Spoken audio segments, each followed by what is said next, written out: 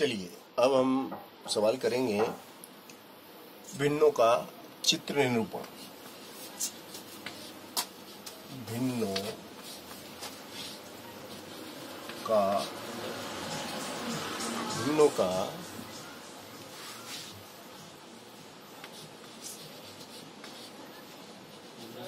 भिन्नों का चित्र निरूपण। जैसे कि मैंने लिखा 1/2। अब इसको हम चित्र के द्वारा कैसे दर्शाएं? एक रोटी है, आधी रोटी, ये हिस्सा 1/2 है। या फिर जैसे कि मान लो ये समचतुर्भुज है तो इसका आधा कर दो, ये भी हिस्सा 1/2 हो गया। या ये आयत है, इसका आधा कर, ये 1/2 हो गया। छायांकित भाग, इस छायांकित भाग को हम 1/2 बोलेंगे। तो इस प्रकार से 1/2 को हम चित्र के द्वारा भी दर्शा सकते हैं। किस प्रकार से हमें दर्शाना है ना? जैसे कि मान लो ये कोई आकृति है, समबाहु त्रिभुज है, इसका 1/2 बीच में से आधा कर लो, आधा इधर आधा इधर, तो ये 1/2 हो गया इसका, है ना? तो 1/2 का चित्र निरूपण। अब इसी प्रकार से मान लो कि मैंने 1/3 लिख दिया। 1/3 का चित्र निरूपण कैसे करेंगे? ये और ये, है ना?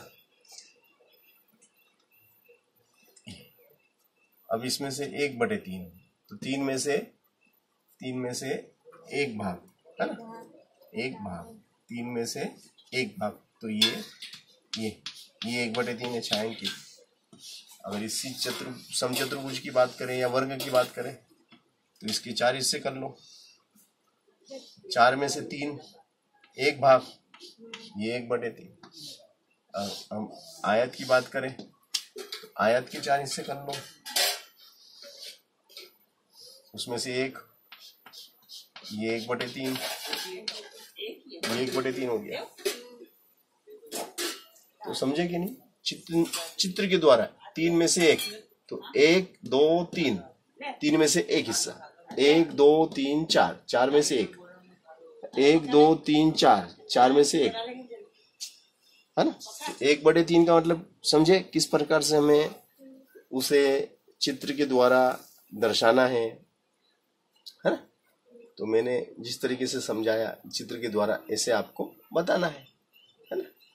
अब जैसे मैंने लिख दिया, मान लो मैंने लिख दिया कि 3/4। अब उसमें आपको क्या करना है? जैसे ये एक रोटी है, इस रोटी के 4 हिस्से कर लो, है ना? उसमें से 3 हिस्सों को क्या करो? 3 हिस्सों को छायांकित कर लो। ये 4 में से 3, इसी प्रकार ये, है ना? अब 4 में से 3, 4 में से 3, 1 2 3,